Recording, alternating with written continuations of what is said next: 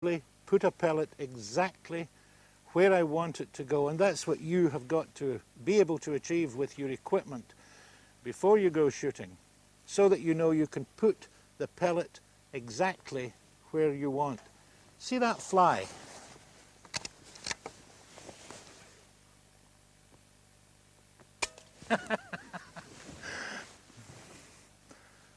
That's the sort of accuracy you want to try and achieve. Once you've zeroed your air rifle, you've set the scope, everything's nice, you feel confident going out and starting to shoot some rabbits, pigeons, squirrels. There's one thing left that you've got to check, and that is the penetration that you can achieve on what you're shooting at and at what distance. The fact that you can hit a Coke can at 50 yards does not mean that you can shoot a rabbit at 50 yards. The only way that you can confidently know the distance that your gun and the combination of the pellets you're using is going to do the job is by checking the penetration. You will find that when you're zeroing your gun, if you stay with the one brand of pellet, it doesn't matter which brand, make your own choice. Try them all and find the one that gives you the best grouping and the best penetration. How are you going to achieve penetration? Simple, bars of soap. Soap has about twice the consistency of a rabbit, either its head or its shoulder, where you would be shooting for its heart and lungs. If you can penetrate one bar of soap, that means about twice the depth of a rabbit. If you can go through 2 bars, and so on and so forth. So, simple soap test. I'm back to my 10-yard marker. I've set up 3 bars of soap, and let's see with a fully charged gun how much penetration I can get.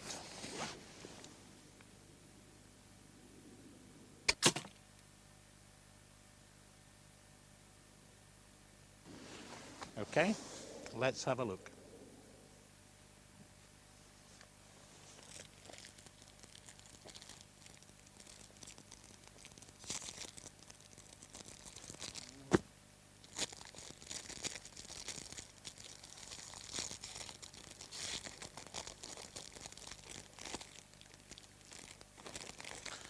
And there is the pellet just into the second bar of soap, probably inside at ½ an inch.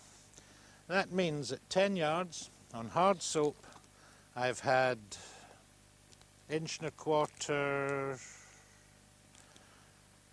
just over 1.5 inches of penetration. That means that at that distance on a rabbit I would have had 3 inches penetration.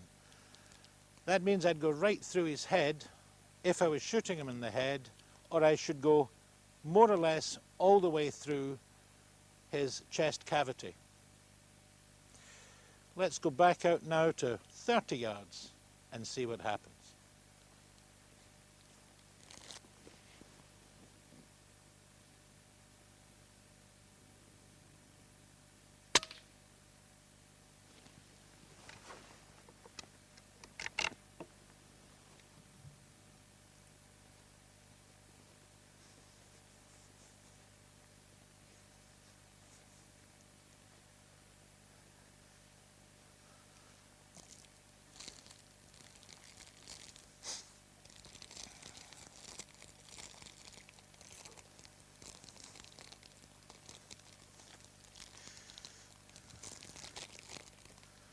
Now that's interesting. The difference between 10 and 30 yards is a loss of about 1/3 of the penetration. The pellet is sitting just under the surface. It's gone through the complete bar of soap, and there's the pellet there. If I was to scratch it away with my thumbnail, I would find it. Obviously, this is very much a rule of thumb that you must experiment with. The density of a bar of soap is going to differ from one brand to another, different times of the year. In the height of summer, the soap is going to be softer. In the depth of winter it's going to be harder. But it is the one way that you can find out what your penetration is going to be with your air gun before you go out and start to shoot at anything which is not paper. You owe it to the rabbit, you owe it to the pigeon, you even owe it to the squirrel to kill it cleanly and humanely. If you want to have the sort of confidence, you must do the penetration test. You must also remember that once you have settled on one brand of pellet, for consistency, stick with it.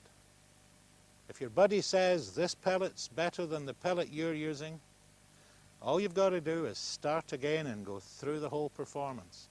Whatever you do, be confident, and then you're ready to go and shoot some rabbits. Shooting, like any other sport, is only going to improve with practice.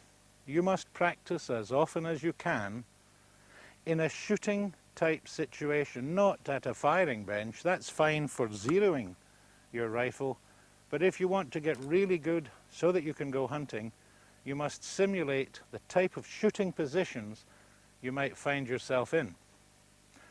I've set up a pellet catcher.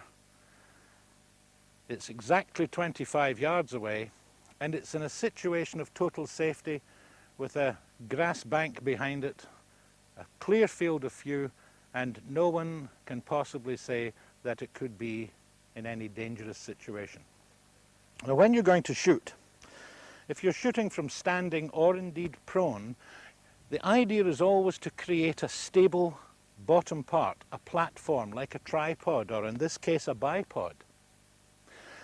If you're standing in one leg or 1.5 legs, standing in something which is an insecure base, you're going to wobble about. What you want to do is get the bottom half nicely fixed, and then the top half can move in whatever way you want, as long as the bottom part of your body is stable. Now, initially, shooting from a standing position, getting your breathing right, it's simply a case like that. An improvement, if you can get used to carrying one, is a thumbstick. Now indeed, in this case, what I'm using is a hide pole, but it's perfect for the job. What you do with it is simply use it like that. Now, if you were shooting at a steeper angle, you can shoot like that. If you're shooting at a higher angle, like that. But just get used to pop. Easy as that. Now, the next thing you've got to get used to doing is shooting from kneeling, sitting, and lying. First of all, in a kneeling position. Get nice and comfortable in that position and get your elbow onto your knee. I'm again on a stable base. Arm in, crate it, pull it in nice and tight.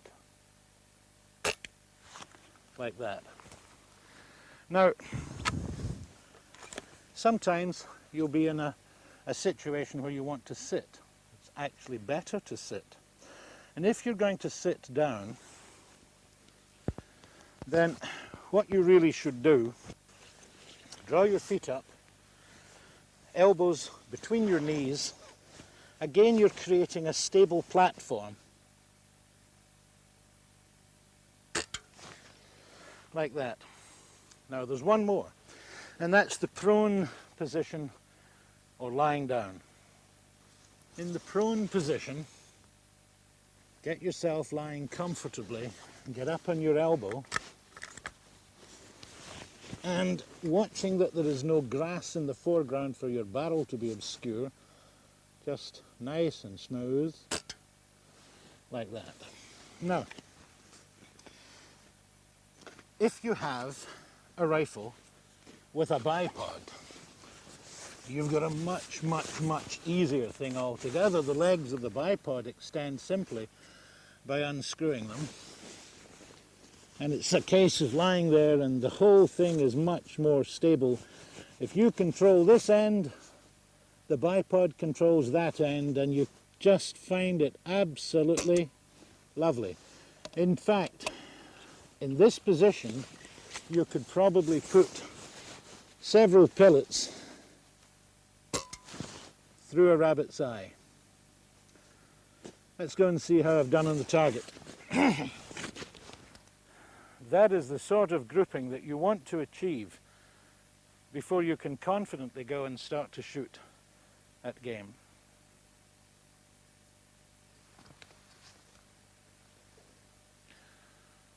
The correct approach techniques are really important if you're going to get the most out of your air gun and out of the ground on which you have permission to hunt. It's exactly the same technique you use shooting rabbits or grey squirrels as you would stalking red deer stags in the Highlands of Scotland or hunting big game in Africa. You must be aware of the wind, you must be aware of the light, you must be aware of other animals or birds on the ground that you're not intending to shoot. I have permission on this ground, which is also a pheasant shoot. It's alive with pheasants.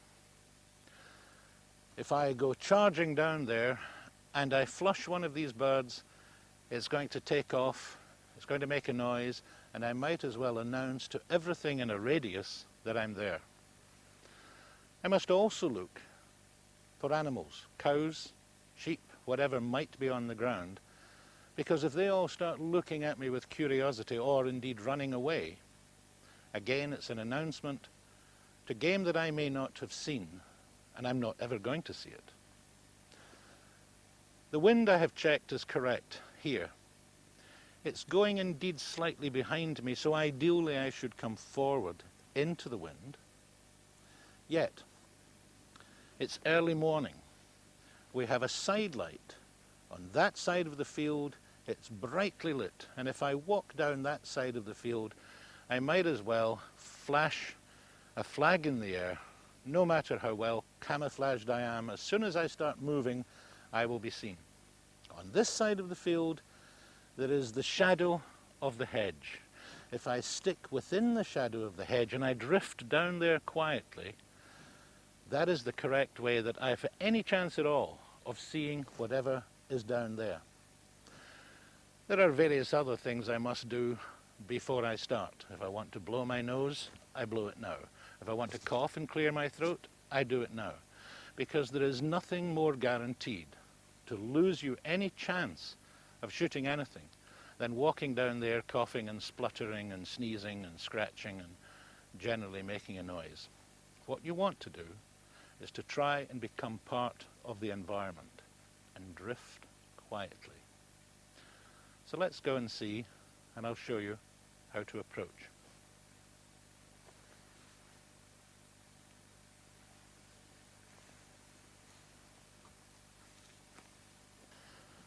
Walking in this sort of cover, it's important that you learn to look with your eyes ahead of you and also keep glancing down where you're putting your feet so that you're not tripping, stumbling, stepping into holes or generally making a noise. Learn to keep your balance on one foot and feel forward. Roll your weight onto it, and then learn to do that so that you can drift along silently. It's a technique that once you perfect it, you can actually move quite quickly across ground at the same time as just feeling where your feet are going. You've got to become aware of where you are. The more cat-like, the more delicate you are, the more you look, the more you take care of what you're doing, the more silent you will be, and the more you will fit into the environment. Now, I'm approaching down here a gateway. There is nothing here except pheasants, and the pheasants indeed are moving away in front of me. They're just drifting away. They're not alarmed. I'm giving them time to walk out of the way.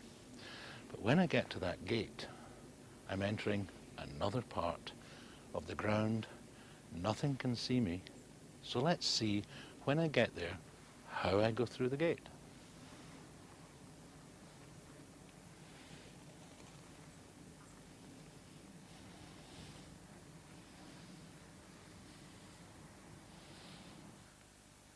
As the sun is beginning to rise higher in the sky, I now have another problem. My shadow is in front of me. So my shadow is something I must be aware of.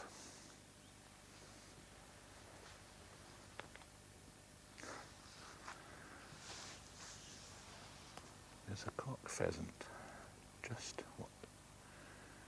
30 yards from me. And just over there. Yeah. Yeah, in the edge of the trees. There's two roe watching me. If I'm quiet and I get into the shadow, the roe will eventually just drift away. What I don't want them doing is barking. Bow, bow.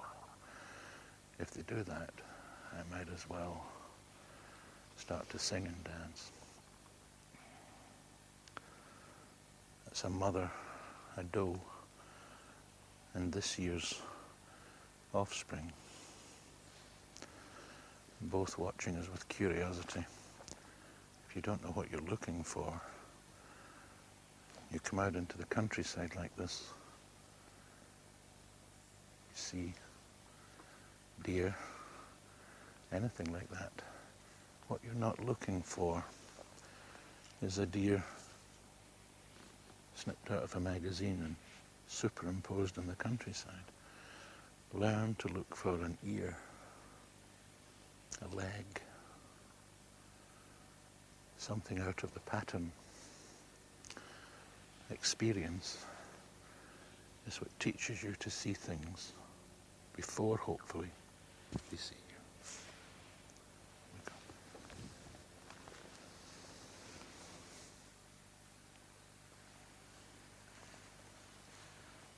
I purposefully am not wearing mask or gloves in these sequences to demonstrate that it is not always necessary if you are moving slowly and being quiet.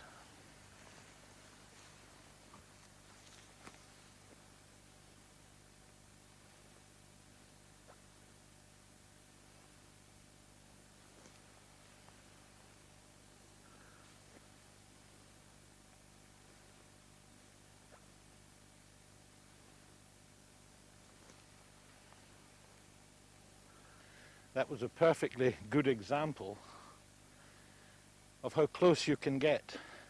I should have shot it sooner. I just wanted to demonstrate how close you can get. I was only, 15 yards from that squirrel. I should have shot him. But if you walk softly, you go carefully, how close you can get is down to you and being careful. Let's see if we can find something else.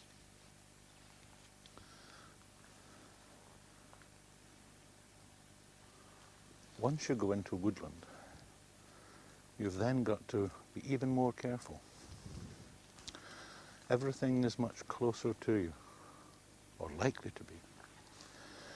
You've got to scan your eyes carefully for whatever you're looking for.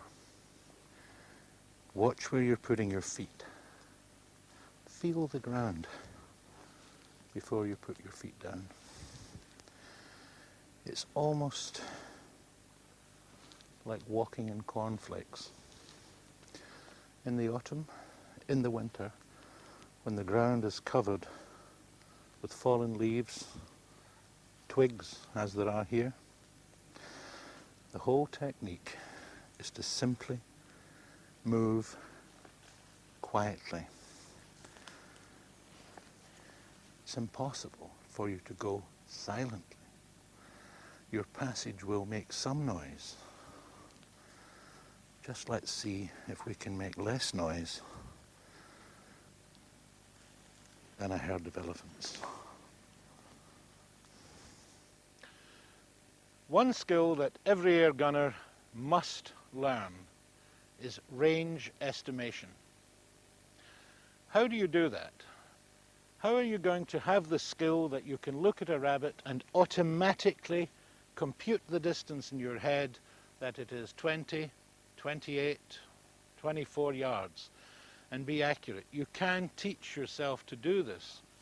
One of the best things you can do when helping yourself is to use a rangefinder.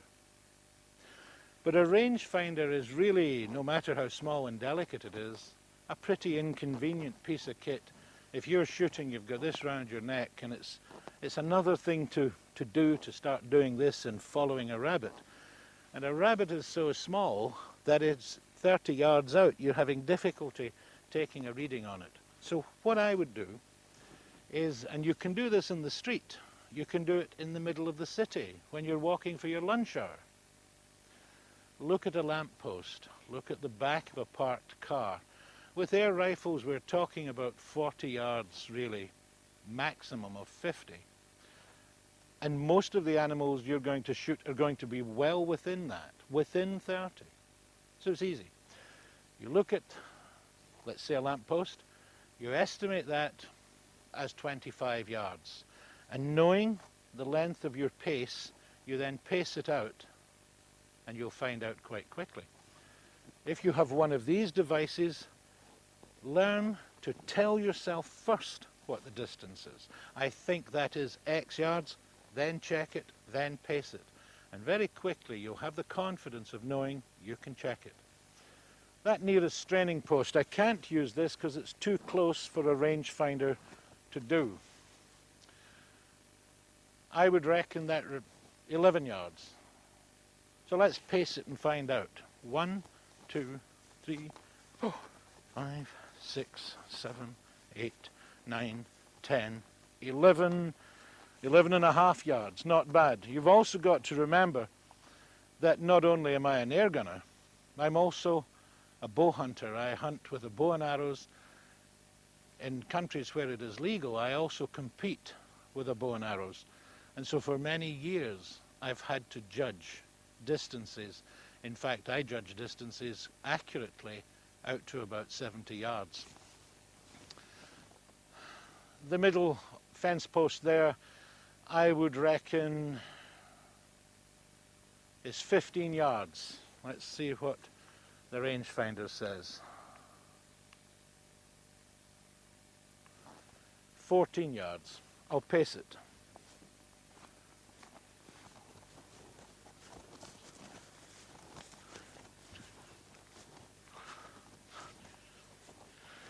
Well, in fact, it's 15 yards. The rangefinder was 1 yard out.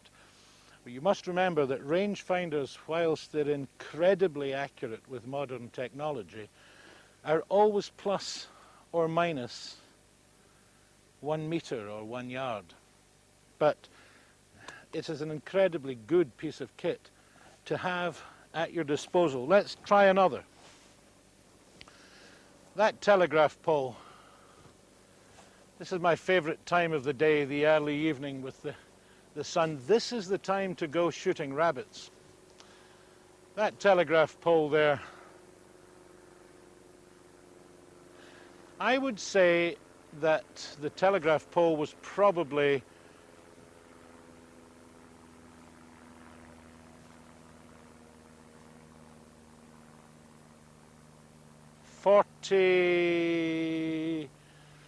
about 48 yards. About 48 yards. It actually, because it's a good example, this, because of the lump in the ground between here and the telegraph pole, it looks closer than I think it is.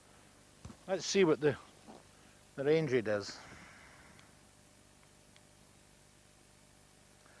The rangefinder says it's 49 yards. I would have reckoned it was somewhere around 47, 48. And again, what I would then do is I would guess it and I would pace it. This is only a thing which eventually, if you really get good at range estimation, this becomes obsolete. It's always a great thing to have. You know, you see something at distance and impress your friends by telling you how far it is. But if you're going to be a really effective air gunner, learn to estimate distance accurately. Also remember that depending on the time of day, the light conditions, the species you're looking at, you get used to looking at rabbits and suddenly a bull walks out there, the scale of everything changes. Not only that, but the configurations of the ground will alter. Long grass, short grass. Across a completely flat bowling green is the hardest distance to judge, because there's nothing, no features for your brain to take in. But it's a skill that is easily learned if you have the confidence, like everything else in air gunning. If you have the confidence, you can master range estimation. This is one of my favorite times of day, when the sun is beginning to set behind the trees in the late afternoon. We're right in the middle of autumn. Everything feels autumnal and crisp. It's now that you should be getting ready to go out, and you shoot rabbits at this time of the evening. Everything is coming out for an evening snack. And then a little later, the more nocturnal, the more sensitive, the more secretive animals come out, the roe deer drift out. And if you know what you're looking at, you look at the field in the background there and the bank of oak forest. That is an obvious place where I would expect to see feeding roe. Rabbits, the pheasants, they're beginning to go up to roost now. And the other things are coming out. And of course, foxy as well. You'll see foxes, you'll see everything out at night. You'll even find hedgehogs out searching for what they want to eat for their supper. I love it. This is why I'm a countryman.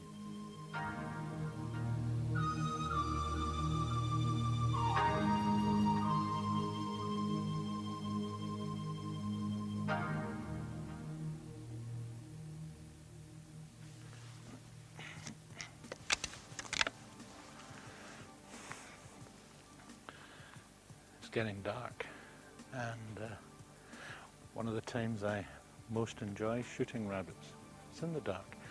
In my bum bag I've got the battery pack and the lamp which fits on top of my scope. So once it gets a little darker, we'll see how we do shooting them in lamplight.